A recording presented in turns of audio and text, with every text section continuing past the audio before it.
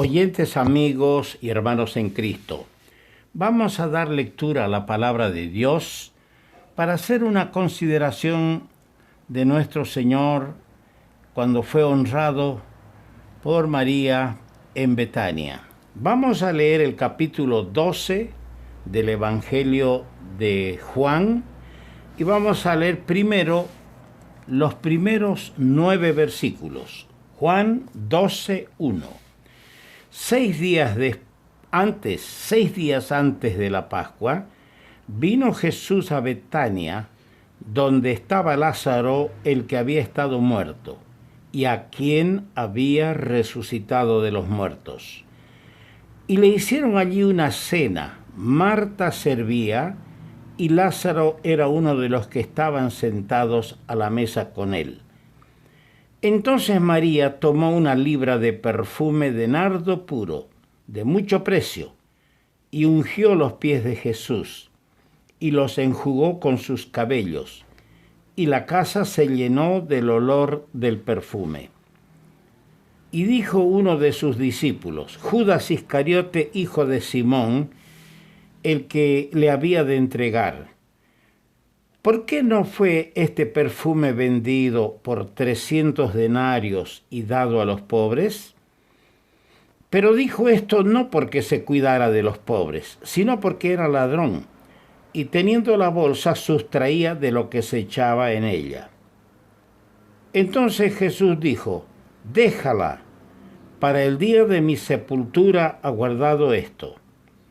Porque a los pobres siempre los tendréis con vosotros, mas a mí no siempre me tendréis. Gran multitud de los judíos supieron entonces que él estaba allí, y vinieron, no solamente por causa de Jesús, sino también para ver a Lázaro, a quien había resucitado de los muertos. Pasamos al versículo 20 de este mismo capítulo. Había ciertos griegos entre los que habían subido a adorar en la fiesta. Estos pues se acercaron a Felipe, que era de Betsaida de Galilea, y le rogaron diciendo: Señor, quisiéramos ver a Jesús. Felipe fue y se lo dijo a Andrés. Entonces Andrés y Felipe se lo dijeron a Jesús. Jesús les respondió diciendo: ha llegado la hora para que el Hijo del Hombre sea glorificado. De cierto os digo, que si el grano de trigo no cae en la tierra y muere, queda solo. Pero si muere, lleva mucho fruto. El que ama su vida la perderá, y el que aborrece su vida en este mundo, para vida eterna la guardará. Si alguno me sirve, sígame, y donde yo estuviere, allí también estará mi servidor. Si alguno me sirve, mi Padre le honrará. Que el Señor bendiga su buena palabra. Qué lindo es leer en el Evangelio de Juan, el capítulo 12 y el versículo 4, esta frase: de cierto os digo, que si el grano de trigo no cae en la tierra y muere, queda solo. Pero si muere, entra en ese proceso, eso es lo que quiso decir el Señor, en ese proceso de descomposición para dar formación a una nueva vida, pero si muere, lleva mucho fruto. Qué pensamiento más profundo, más maravilloso el que nos plantea aquí nuestro amado Señor. Nuestro tema: el Señor honrado. Como debería ser, el Señor debería ser honrado siempre por todos aquellos que hemos sido beneficiarios de su preciosa, de su maravillosa obra en el madero a nuestro favor. En la porción que acabamos de leer y que sirve de base para nuestra meditación de estos días, encontramos dos referencias al madero de Cristo, ambas pronunciadas por el mismo Señor. En el versículo 7, cuando habla de su sepultura, y en el versículo 24, cuando él habla del grano de trigo que muere y lleva fruto, haciendo una alusión precisamente a su muerte. Y debemos notar que las dos referencias están en relación a sus redimidos, que son los frutos del grano de trigo que muere y lleva mucho fruto. Esos son los redimidos, sugiriendo con esto vida más allá de la muerte, vida sobre la base de su muerte. María, al romper su frasco de alabastro a sus pies, según el comentario del Señor, lo había hecho para el día de su sepultura, verso 7. Pero su visión va más allá de la sepultura.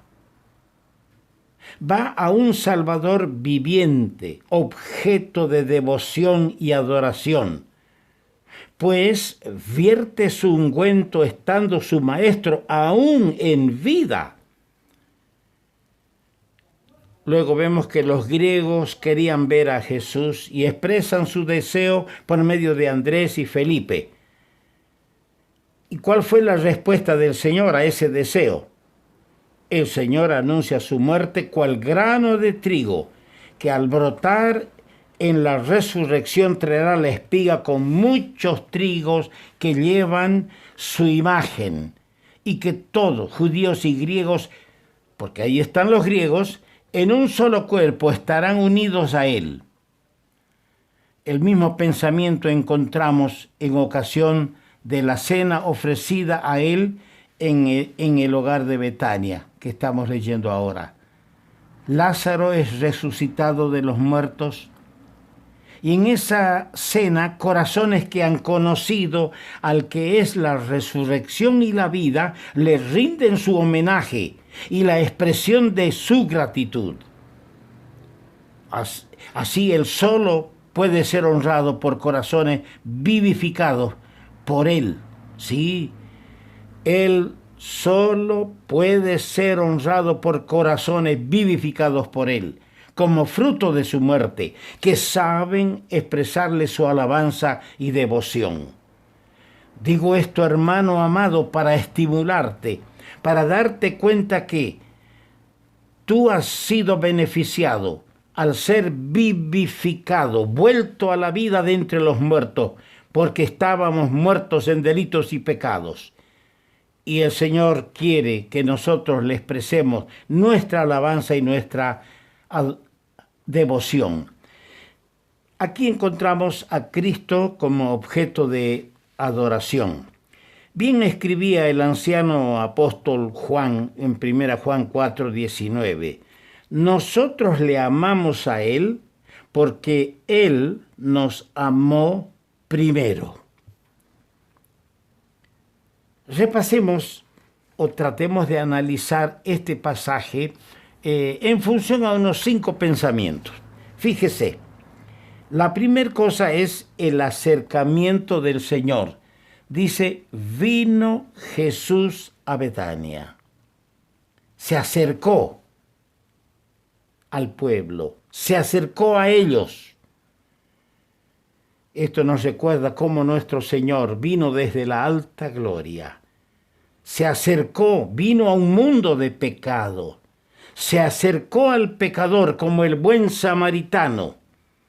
Vio la miseria, la desdicha, la desgracia, la infelicidad del ser humano, como el buen samaritano vio al hombre despojado de todo por los ladrones.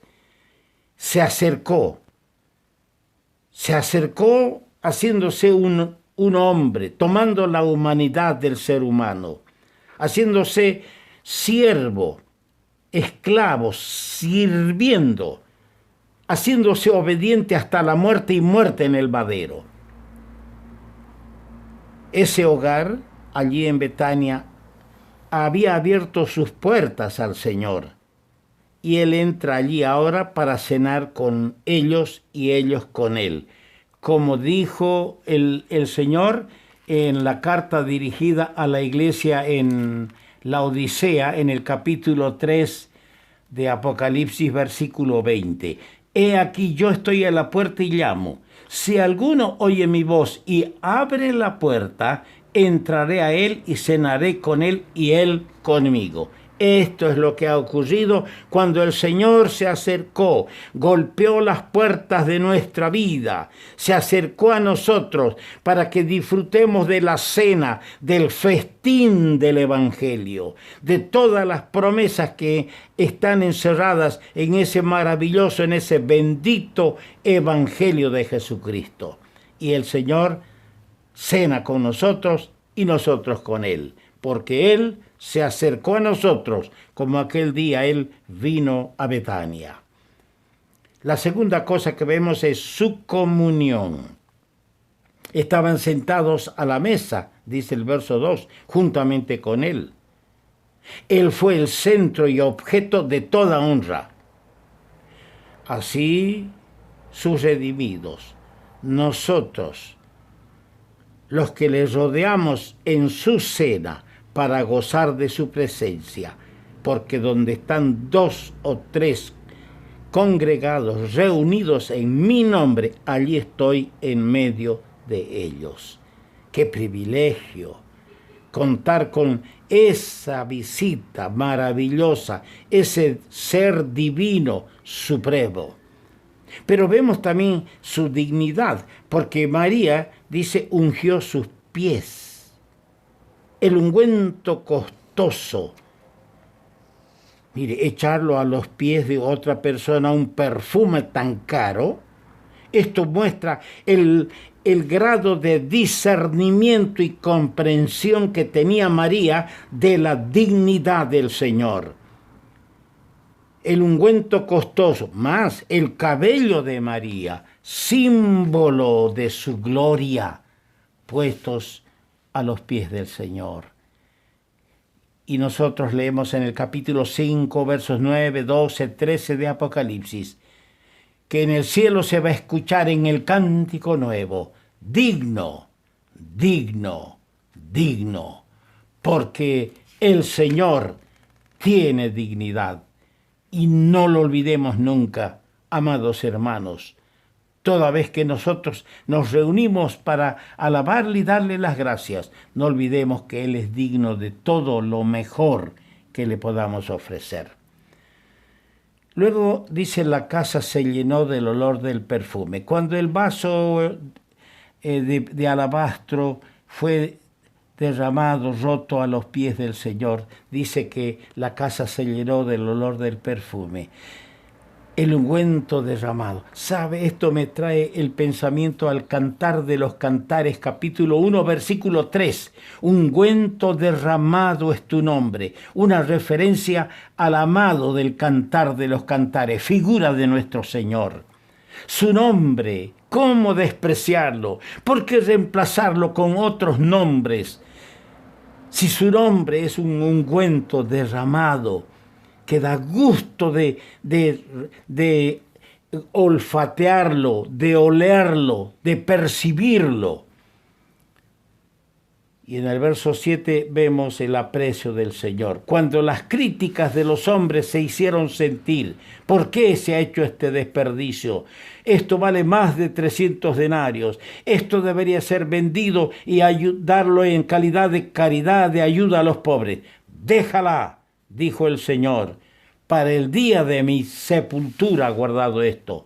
Ahí vemos el aprecio del Señor. Su corazón estaba satisfecho al verse apreciado más que lo más precioso que tenía Marina. El relato nos dice que eran 6 días antes de la Pascua esta cena. En ese pequeño hogar de Betania, cuando el Señor fue obsequiado con esa cena en señal de gratitud de aquellos corazones a quienes Él amaba, Lázaro, Marta y María. Pues el Señor había resucitado de los muertos a Lázaro. Ahora, no debemos confundir este caso que está registrado en Mateo, en Marcos y en Juan, con el que encontramos en Lucas, el capítulo 7, donde la mujer que le ungió era pecadora, dice Lucas 7:37, la cual además regó sus pies no con el perfume, sino con lágrimas, y también los enjugó con sus cabellos, y los besaba los pies del Señor. Esa es otra cosa. Además, se nota que allí estaban en casa de un fariseo llamado Simón. Betania significa lugar de dátiles. La geografía de la Palestina ubica a este pueblito hermosamente situado en la falda oriental del Monte de los Olivos, como a unas 2 millas, 1 kilómetro y un poquito más al sudeste de la ciudad de Jerusalén, en el camino a Jericó. El hogar de Betania ofrecía al Señor un delicioso retiro que él frecuentaba a menudo, sin duda debido al afecto de los corazones de estos 3 hermanos allí a quienes él amaba. Así dice en Juan 11:5. Es allí donde pasó varias noches en víspera de su muerte, y es desde allí que él ascendió al cielo, según Lucas 24:50.